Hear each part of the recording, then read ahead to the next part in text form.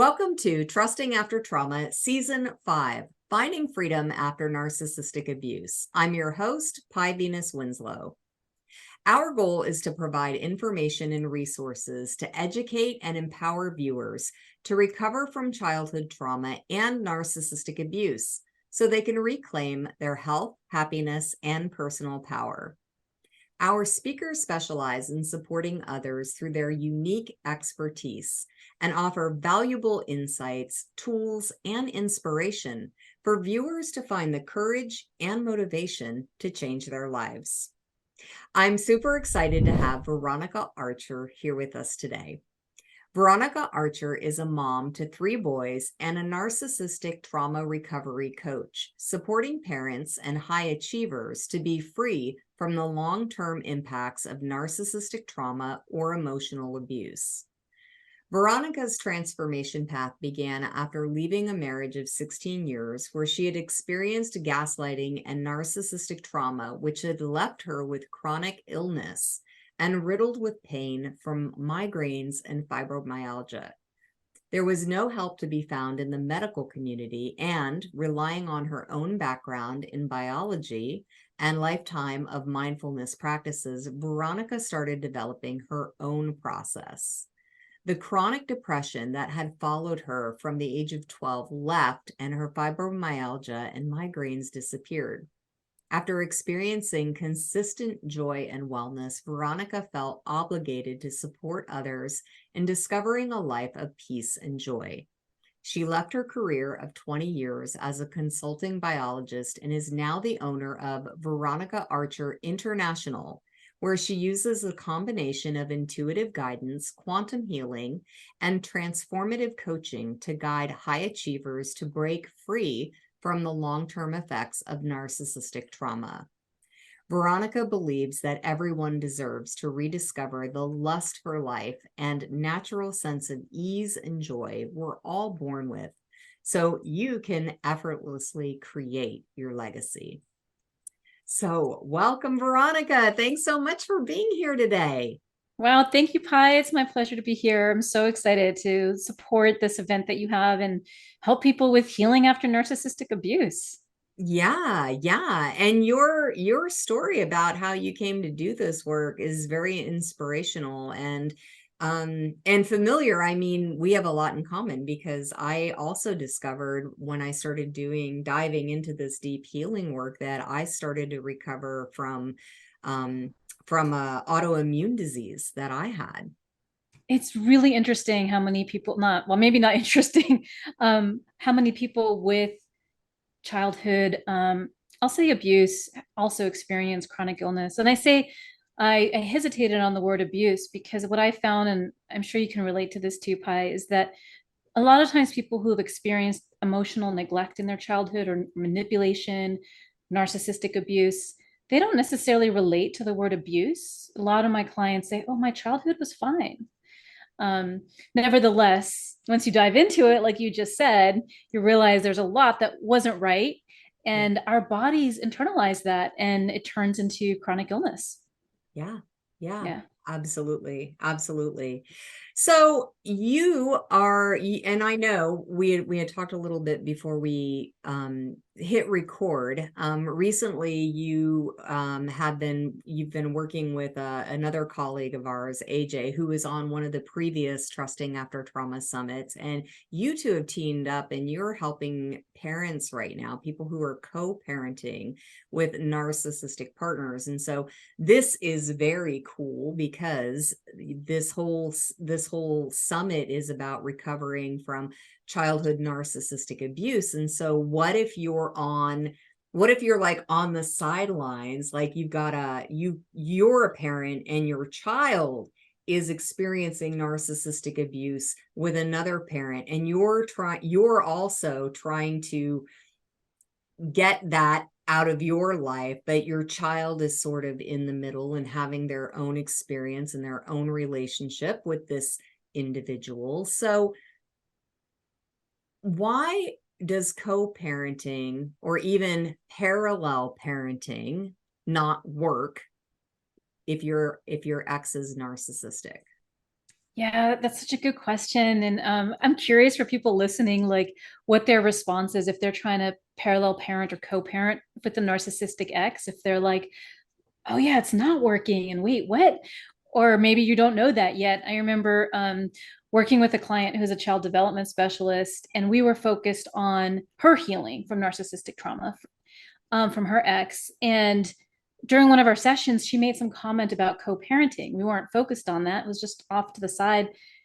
And I kind of stopped and was like, wait, are you still co-parenting with your ex?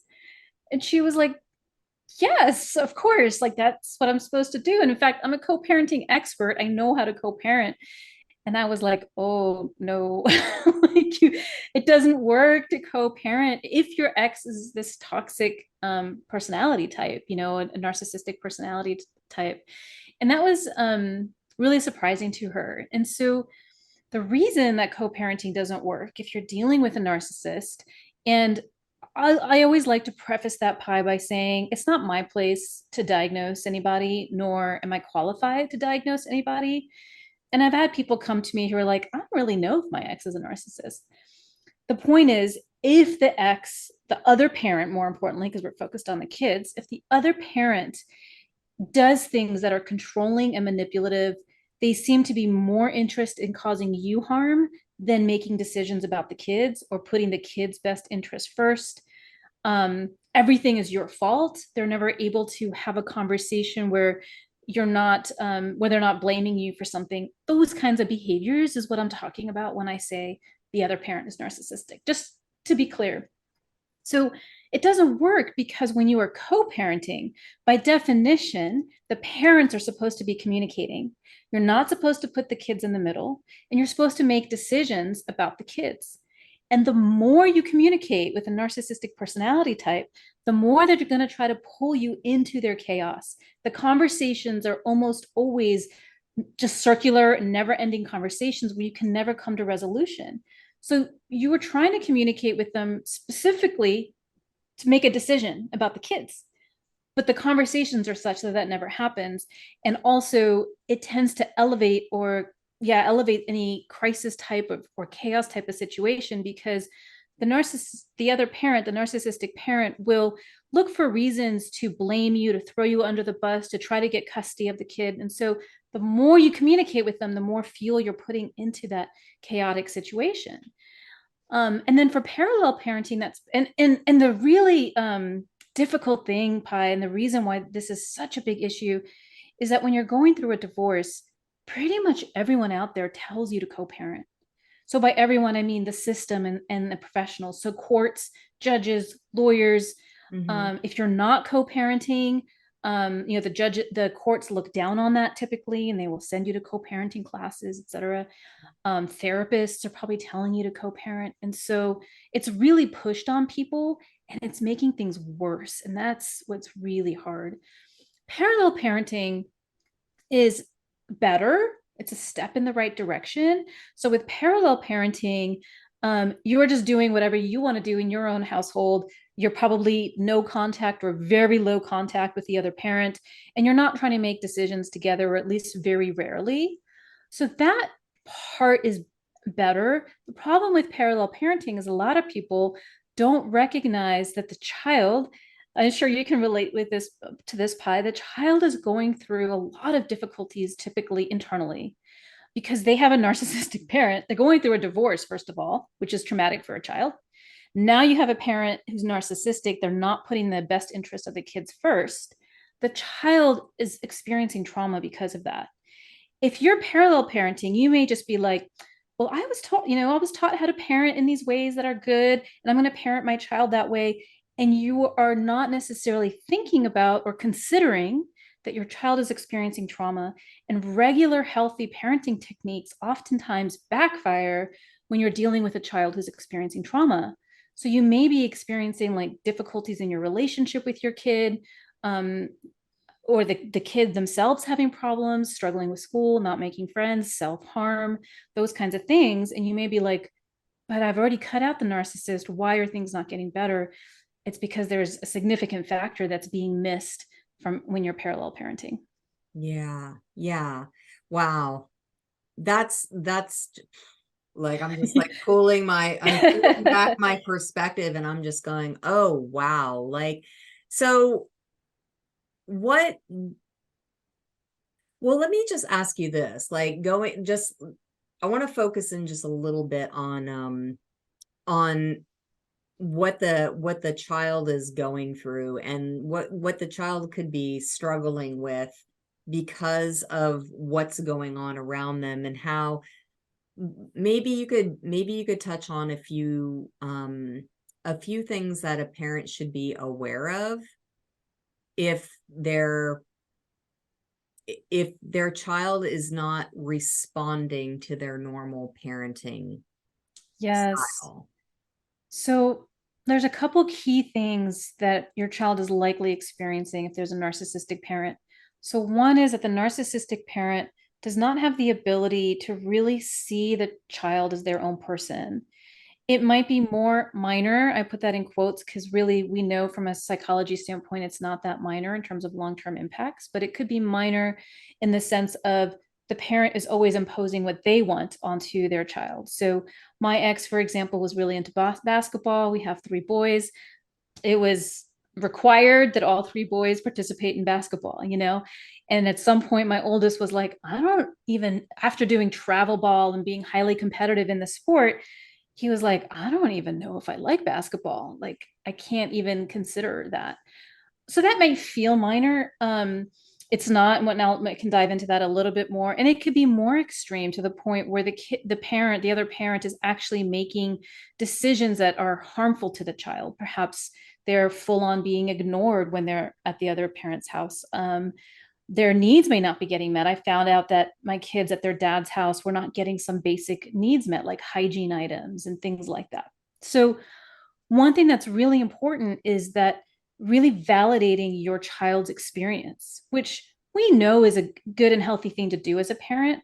But when your other parent is a narcissist and the child is experience is constantly being invalidated, it's like you almost have to go overboard with that because they're so depleted Mhm. around that. So really validating their emotions. So for example, a child may have an angry outburst and a parent may be taught like, okay, it's not okay to have an angry outburst, so you're going to get a consequence. Don't do that, go to timeout or whatever. Let's say it's a young child, right? There's no space there for the child to have these emotions. Mm. So you want to say something along the lines of like, I understand that you're angry. Tell me what you're angry about. Maybe give them space and come back and have a conversation with them once the emotion has subsided. But they need time to regulate themselves when they come back from the other parent's house. And then also they need space for those emotions and to not be punished for those emotions.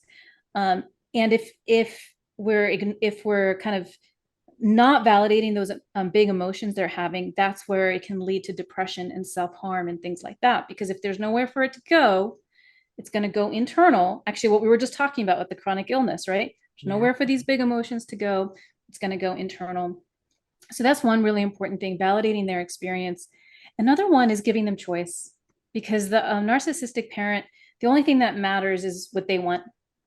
So your kid at the other parent's house, I almost guarantee you they have no say in anything. So really giving them opportunities for choice. Do you want to wear this outfit or that outfit if your child is young? If your child is older, maybe what extracurriculars do you want to do? What do you want to have for dinner? Those kinds of things, which again may feel minor, but in terms of the psychology of the child can make a really big difference. Yeah. Oh my goodness. That is so powerful and valuable. And I mean, I don't have children, but what you just shared really resonated with me because I was able to think about my experience growing up with a narcissistic parent, and my goodness, what a difference that would have made for me. Like I can recall having like a really bad experience and then acting out at home, and the way my mother reacted, instead of responding, she reacted by punishing me for my behavior. And I remember thinking, nobody really cares about me, or Nobody cares. nobody cares about me. So Pi, imagine, so however you grew up with that internalized message, which in my work, I refer to as an imprint, or in psychology, it's an imprint, and I work with imprints in my work, right? So no one cares about me is what you grew up with. That kind of belief can then turn into, unhealthy relationships, for example. Oh, it Or, did. yeah, right, exactly. So imagine if you, as the, people listening, you as a healthy parent, you actually have the ability to mitigate that in your child now. So they don't have to carry. So people are like, yes, but the narcissistic parent is doing these terrible things and I can't stop it. Trauma, which is what is happening, that's trauma. Trauma is not the event. Trauma is actually how your body internalizes the event. Mm-hmm. So the healthy parent has the ability to provide space, validation, support for the child, so the experience from the other parent does not turn into trauma. And so, yeah, right? Yeah, just like say that Huge. again. Say Yes. that again. You as the healthy parent, and I say healthy because you're not narcissistic. We all have our stuff. I'm not saying you're perfect. You have the ability to mitigate trauma in your child. You have the ability to mitigate experiences so they do not become trauma in your child's body. They have an experience with the other parent. You support and validate them in a way that actually prevents it from turning into trauma. So they grow up to be healthy. They grow up to not need our services, Pi. I know. Wouldn't it be a beautiful world if nobody It needed would those be. services? Absolutely. Yeah. Yeah, yeah. Well, thank you so much for sharing that. It's so important. And so yeah, I mean, as I was saying, even if you're not, if you don't have children or you're not dealing with this particular situation, hopefully even just like this conversation that we're having is maybe some things are lighting up for you. They're lighting up for me. What would you tell somebody who has a narcissistic ex? What's the number one thing for them to know when they're parenting with a narcissistic ex? The number one thing is actually what we just kind of outlined, is that your child is experiencing trauma, or is experiencing events that can turn into trauma in their system. And once a parent is able to really understand that, that knowing and understanding can really shift the way that you parent your child, with that recognition that they're experiencing trauma, so that you can then, mitigate it, and avoid the long-term consequences that can result from storing trauma in your body. The other part of that is that the parent themselves are experiencing trauma. So first of all, if you're with a narcissist, you probably have trauma in your system from that experience. But then also a narcissistic parent or narcissistic ex, so we're talking about it in relation to you rather than in relation to the child, they're still constantly trying to harm you. And the things I hear about, like stalking and harassment, and also attempts to gain custody of the children, they do it typically as a way to hurt you. They're not necessarily interested in being parent of the year, right, and having full custody, but they're doing all these things to harm you. And as a parent, someone's trying to take away your child. That's like one of your primal instincts. I mean, you are triggering all the fight or flight responses in there, right? Like all your lizard brain is firing up. And Mm-hmm. so you are in a stress response as well, in a trauma response as the parent. And so it's really important for the parent to recognize that, and do things like I'm sure you do in your work, Pi, and other people here on this summit are talking about, is to manage your trauma in your system, move yourself out of the fight or flight response. Because when you're in fight or flight, you actually are turning on and off certain parts of your brain to where you literally cannot make effective decisions, like biologically. Yeah. And so you're a parent and you're in trauma, you can't make good decisions for your child. So it's all about trauma, basically, and really understanding that your child is experiencing that. You have the ability to mitigate it for your child. You also are experiencing trauma. And if you're able to, you can support yourself, just like I was saying, trauma is an event, is your response to an event. So you can get to a point where your ex is doing these things like trying to take custody from you, and you cannot experience it as a trauma. And Mm-hmm. when you get to that place, you can take care of yourself better, and you can also take care of your children better. So understanding trauma and how it's affecting you and your child is the number one thing that I would want people to walk away with from this conversation. Yeah, yeah, really important. I'm visualizing putting the oxygen mask on yourself That's first right. before you put it on the child, because that's what they literally say on the airplane. Exactly. And We need to take that to all other parts of our life, right? exactly, It's so exactly. hard putting yourself first. It is, especially if especially if you've been in this conditioning that you're putting out fires everywhere else, that, because you have somebody in your life that's causing chaos just over and over and over again. Emergency, emergency, emergency, emergency. It's just, oh, it's a vicious cycle. It is a vicious cycle. So we Yeah. can break that cycle. We get to break the cycle. And yeah, I mean, it's not easy, but there's help, right? There's There's help. sources. There are people like you who understand these dynamics. So what would you say what are the three keys to parenting with a narcissistic ex? Like Yeah. the keys to the kingdom, Keys to the kingdom. or I'm the going to give them to you right now. queendom. The queendom. I'm going to give them to you right now. Yeah. So the first is to really rewire yourself. So when I say rewire yourself, I'm again talking about that trauma piece. And there's simple practices that you can do. The practices that I do for myself and for my clients, like 5 to 15 minutes a day. We're not talking about like just, crazy hours of time, whatever, doing, I don't even know what all. But really, it's rewiring yourself so that you are not in the trauma response. Your ex can do whatever they want to do, and you're still in this like calm, peaceful place. So that's the first one. You really want to do that for yourself. And I know it can be so hard, like we were just talking about, to put yourself first, but that's the key. Because if you don't do that, it'd be really challenging to do the other two steps, Mhm. which the second part is supporting your child to rewire themselves. So Mhm. remember, they're experiencing trauma. So when you're fully regulated and you've gotten out of your sympathetic nervous system into your parasympathetic nervous system, you're calm, right? You will actually pass that on to your child just through biopsychological mechanisms. They're just going to pick up on that.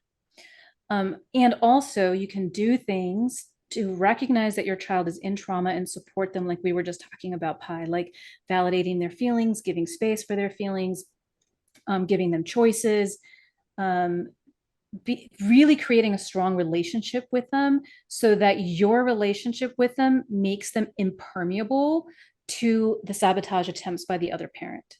So Right. step one is rewire yourself so you're not in a trauma response. Step two is support your child in not being in a trauma response.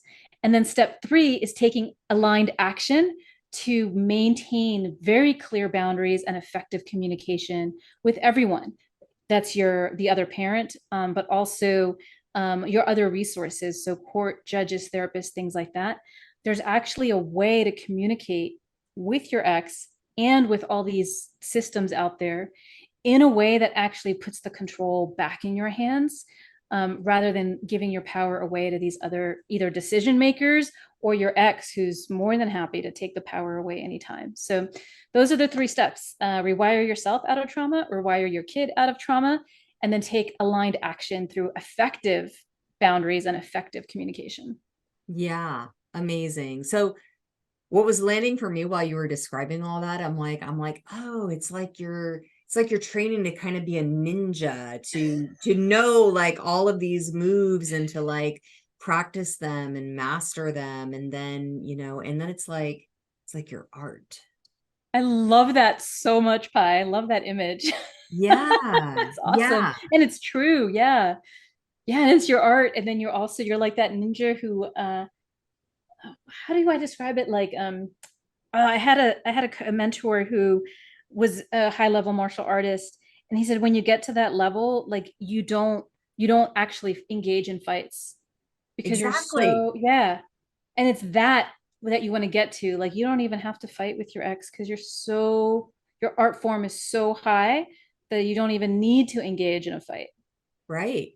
Yeah, You just like step aside and let them that's right. fall over. Exactly. Yeah. Exactly. Yeah. Wow. And so what's exciting, and for people who are engaged in this interview and like, okay, how do I learn? How do I become a ninja? How do I master these skills and live my life, not being affected, not being engaged, not taking the bait, so to speak, not being victimized, not being activated, and supporting my child.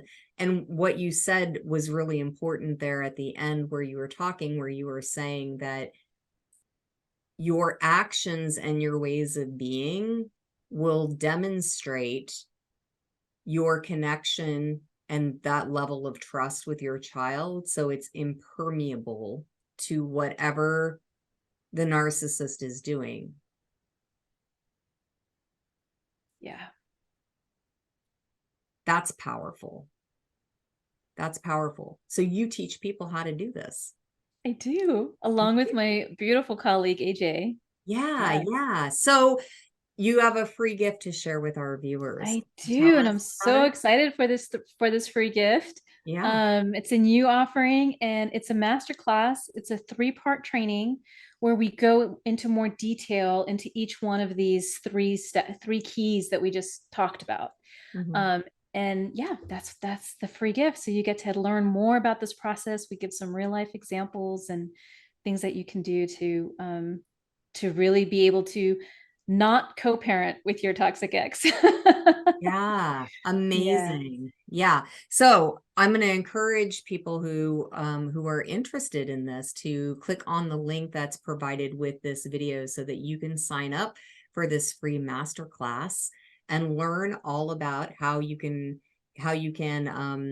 navigate these waters with your narcissistic ex, and parent your child in a way that really supports yourself and your child. um, so thank you, Veronica, so much for this conversation today and this amazing free gift, and for sharing, for the work that you're doing in the world and making a difference in families everywhere.